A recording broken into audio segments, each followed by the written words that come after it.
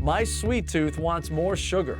Next up, we visit Hoffman's Chocolates, a chocolatier making Palm Beach County a little sweeter for over 4 decades. We're going behind the scenes on the chocolate production line. If I play my cards right, maybe they'll let me in on one of their secret recipes.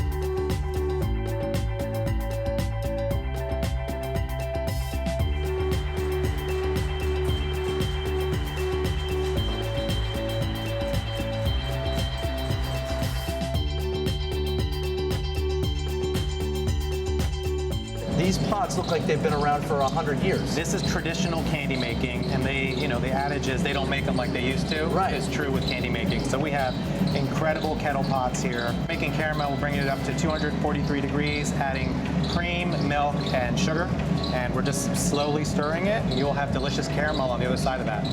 Oh, wow. Look at that. Like a little bathtub of caramel. A pro tip, which we tell our guests when they walk in their store. A tip? People frequently eat sea salt caramel like this. Right. But you need to turn it over so the salt hits your tongue first. All right, where to? All right, offward to pretzels and enrobing. What's famous about our pretzels is that they're double enrobed. I noticed that. You give them a t-shirt of chocolate and then you throw the coat on them. That's exactly right. Keeps them snugly warm. Right. Once we get to the end and you take a bite, right, you'll see it's about 2/3 chocolate, 1/3 pretzel, which makes it really decadent. Now you can take a bite out of it. We sell probably 500,000 of these, if you can believe it. Wow. This is a lot of the custom stuff that we do. So we get a large custom order that might come in. Someone will say, I want my logo on those Oreos and I want 100,000 of them. Really? You can do that? Yeah. So I can put my name on that? You could put your face on that. My face? Anything you want. You made an Oreo better. Yep. You know how hard that is?